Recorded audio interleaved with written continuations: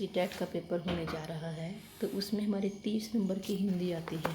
उसी के लिए मैंने कि छोटा सा प्रयास किया है और आशा करती हूँ कि सभी को यह अच्छे से समझ में आ जाएगा। इसमें हम सिर्फ हिंदी के बारे में ही पढ़ेंगे कि भाषा शिक्षण शास्त्र कि किस प्रकार की सीटेट में हिंदी आती है और किस प्रकार के प्रश्न आते हैं, हमें उसको कैसे समझना है। तो भाषा शिक्षण शास्त्र इसको बोला जाता है। सीखना और अधिग्रहण, ये पहला ही पाठ है हमारा कि सीखा कैसे जाता है। तो हम पहले सीखने के बारे में इसमें पढ़ेंगे। पहले भाषा किसे कहते हैं? भाषा वह साधन है जिसके माध्यम से व्यक्ति अपने विचारों को दूसरों तक पहुंचाता है। यह परिभाषा हम बहुत सालों से पढ़ते आ रहे हैं, तो ये सभी को पता है कि भाषा के माध्यम से ही हम अपने विचार दूसरों तक पहुंचाते हैं। इसके दो प्रकार होते हैं, मौखिक और लिखित। आगे भाषा है जो वो सीखी कैसे जाती है, किस प्रकार से भाषा का सीखना होता है, वो हम यहाँ पर देखेंगे। सीखना, शिक्षा मनोविज्ञान में सीखना अति महत्वपूर्ण विषय है। अतः मनोवैज्ञानिकों ने सीखने को वैज्ञानिक ढंग से परिभाषित करने की कोशिश की है। सामान्य शब्दों में कहें तो सीखना व्यवहार में परिवर्तन को कहा जाता है। अर्थात जब हम कुछ भी नया सीखते हैं तो हमारा बिहेवियर है, व्यवहार है, उसमें कुछ न कुछ बदलाव होता है। जब हम किसी कार्य को सीखते हैं तो उस कार्य करने के ढंग में भी कुछ बदलाव आता है। तो जब ये बदलाव आता है या परिवर्तन आता है, यही ही हमारा सीखना है। परंतु सभी तरह के व्यवहार में हुए परिवर्तन को सीखना नहीं कहा जा सकता। जैसे अगर हमें गुस्सा बहुत अधिक आ रहा है तो ये हमारा हमने कुछ सीखा थोड़ी है, ये हमारे व्यवहार में परिवर्तन तो है, लेकिन हम इसे सीखना नहीं कहेंगे। मनोविज्ञान में सीखने से तात्पर्य सिर्फ उन्हीं परिवर्तनों से होता है जो अभ्यास या अनुभव के फलस्वरूप होता है। मतलब जब हम उसके लिए कोई ना कोई एक्सपीरियंस लेते हैं, कोई ना कोई प्रैक्टिस करते हैं, तब हमारे व्यवहार में कुछ ना कुछ परिवर्तन होता है। कोई प्रशिक्षण लेते हैं तो ये हमारे व्यवहार में परिवर्तन होगा, इसे ही हम सीखना कहेंगे। जिसका उद्देश्य बालक को समायोजन में मदद करना होता है। अर्थात हम किसी भी कार्य को अभ्यास के माध्यम से या प्रशिक्षण के माध्यम से सीखते हैं तो उसमें हमारे व्यवहार में परिवर्तन अवश्य होगा और यही हमारा सीखना कहलाता है। इसी को हम सीखना कहते हैं।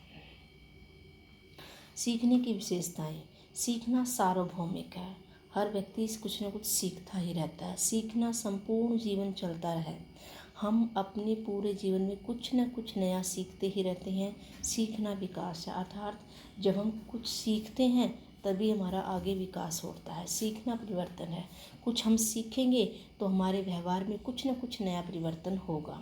सीखना अनुकूलन है, एडप्टेशन है, हम सीखेंगे तो कुछ न कुछ एडजस्टमेंट करना हम सीख जाएंगे। सीखना अनुभवों का संगठन है, मतलब जो हम एक्सपीरियंस इकट्ठे करते हैं, अनुभव इकट्ठे करते हैं, वही सीखना है। सीखना विवेकपूर्ण है, हम किसी भी कार्य को सीखने के लिए विवेक से कार्य करते हैं, समझ से कार्य करते हैं, तो ये विवेकपूर्ण है। सीखना सक्रिय है, मतलब ये लगातार चलता रहता है। सीखना वातावरण की उपज है, किस प्रकार के वातावरण में आप हो, वो हमें सीखने के लिए क्या मजबूर कर रहा है या हम किस चीज़ के लिए सीखना चाहते हैं, ये हमारे एनवायरनमेंट पर भी डिपेंड करता है। सीखना खोज करना है, जब हम कुछ सीखते हैं तो हम कुछ ना कुछ खोज अवश्य करते हैं, उसके बारे में जानने की कोशिश करते हैं। तो ये सारी सीखने की विशेषताएं हैं। इनमें से ना कोई तीन विशेषताएं डाल देते हैं और एक इसकी विशेषता नहीं होती, तो प्रश्न बन जाता है कि सीखने की विशेषता नहीं है। तो हम उनमें से जो 3 विशेषता है उनको एलिमिनेट करके एक जो हमारी नहीं है विशेषता, उसको हमें इसमें ढूंढना होता है। इस प्रकार से प्रश्न सीटेट में बना देते हैं, इसलिए हमें सीखने की विशेषताओं के बारे में भी पता होना चाहिए। आगे है सीखने को प्रभावित करने वाले कारक या दशाएं। हर व्यक्ति कुछ न कुछ सीखना चाहता है, हर व्यक्ति कुछ न कुछ सीखता ही रहता है, लेकिन जो हमारा एनवायरनमेंट है, जो हमारे फैक्टर हैं, वो हमें कहीं ना कहीं इफ़ेक्ट करते हैं, प्रभाव डालते हैं। तो वो कौन कौन से फैक्टर हैं जो हमारे ऊपर प्रभाव डालते हैं, कौन कौन से कारक हैं उसके बारे में हम पढ़ेंगे। ऐसे अनेक कारक या दशाएं हैं जो सीखने की प्रक्रिया में सहायक या बाधक सिद्ध होते हैं। मतलब बहुत सारे फैक्टर या कारक ऐसे हैं जो सीखने में सहायक भी होंगे और कोई ना कोई बाधा भी खड़ी कर देते हैं। तो सीखने को प्रभावित करने वाले प्रमुख कारक निम्नलिखित हैं। हम यहाँ पर कारकों के बारे में पढ़ेंगे। इसमें भी प्रश्न बनता है सीखने को प्रभावित करने वाले कारक कौन कौन से हैं। इसमें कई बार 3 कारकों को दे दिया जाता है प्रभावित करने वाले, 1 कारक दे दिया जाता है प्रभावित नहीं करने वाला, तो इसमें प्रश्न बन जाता है। कई बार 1 ही कारक प्रभावित करने वाला दिया जाता है, 3 प्रभावित नहीं करते हैं वो दे दिए जाते हैं, तो उसमें हमें 1 ढूंढना होता है। तो प्रश्न इसमें से इस प्रकार से बन जाते हैं। सबसे पहले है विषय की सामग्री का स्वरूप। मतलब विषय की सामग्री कैसी हो। सीखने की क्रिया पर सीखी जाने वाली विषय सामग्री का प्रत्यक्ष प्रभाव पड़ता है। कठिन और अर्थहीन सामग्री का प्रत्यक्ष प्रभाव पड़ता है। कठिन और अर्थहीन सामग्री की अपेक्षा सरल और अर्थपूर्ण सामग्री अधिक शीघ्रता से सरलता से सीख ली जाती है।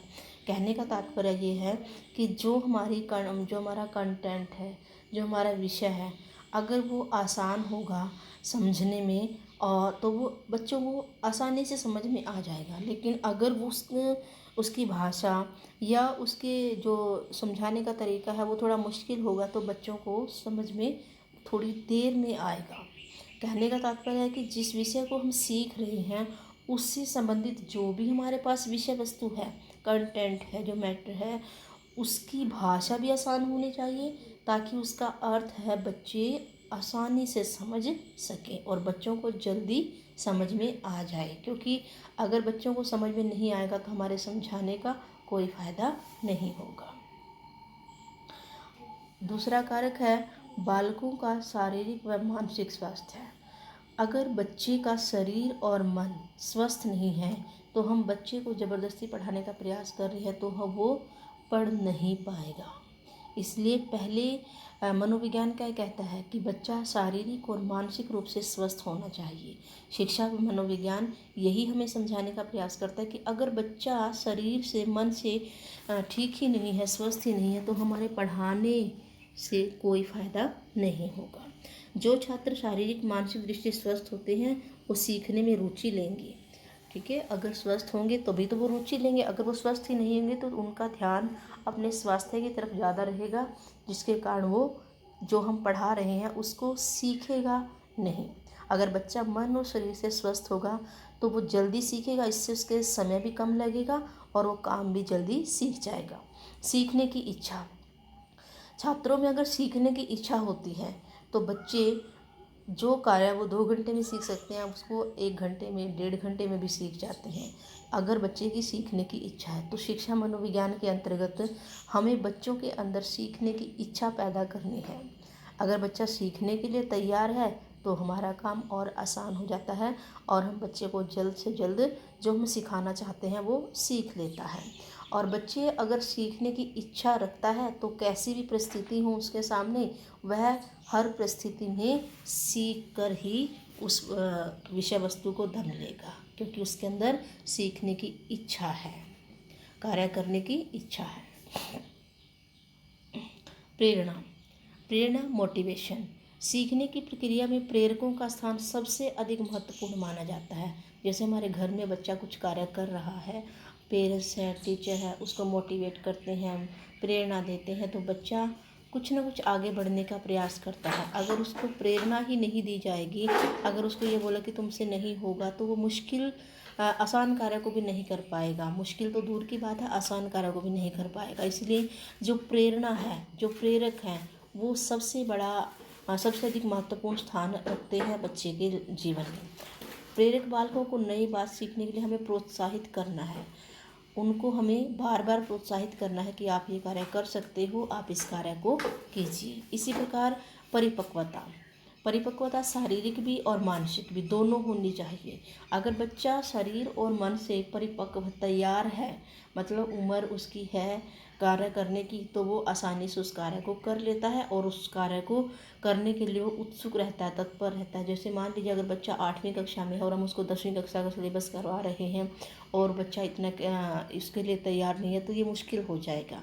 अगर बच्चा 8वीं 9वीं का सिलेबस अच्छी तरीके से कर चुका है और वो 10वीं की कक्षा का सिलेबस करने के लिए भी उत्सुक है, तत्पर है और उसके अंदर इतनी योग्यता है, तो हम उसको करवा सकते हैं। लेकिन अगर वो बच्चा 8वीं का ही सिलेबस नहीं कर पा रहा है, तो हम उससे 9वीं का नहीं करवा पाते हैं। तो इसीलिए हमें पहले बच्चे के परिपक्वता को भी देखना है कि बच्चा तैयार है मानसिक रूप से, शारीरिक रूप से।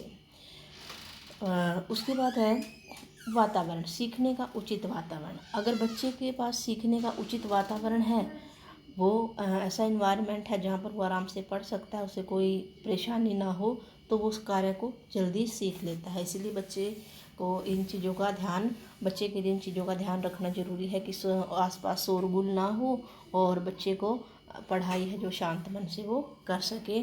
इससे है बच्चे का ध्यान है जो कार्य पर लगा रहता है। अगर शोरगुल होगा तो बच्चा का ध्यान है जो हट जाएगा। अध्यापक व सीखने की प्रक्रिया।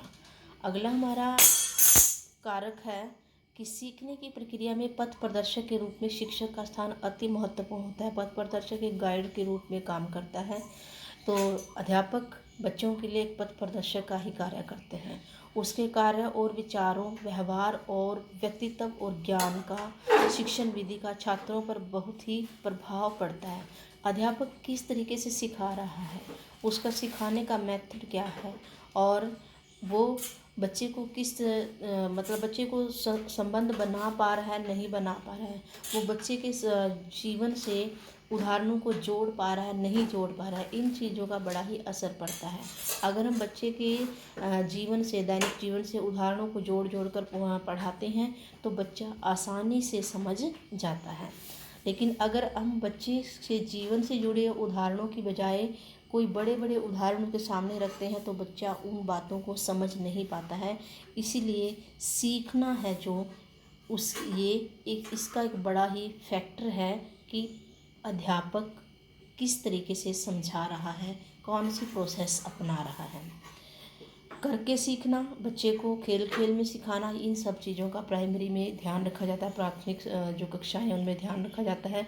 जैसे जैसे बच्चा बड़ा होता है तो उच्च कक्षाओं में पूर्ण सामूहिक ग्रुप में और कोरिलेट करके विधियों का प्रयोग करना शुरू कर देता है। तो बच्चा जैसे जैसे उम्र बढ़ती जाती है, बच्चे के सिखाने का तरीका है जो वो अध्यापक अपने आप बदलता रहता है, क्योंकि बच्चे की समझ है जो उम्र के साथ विकसित होती रहती है।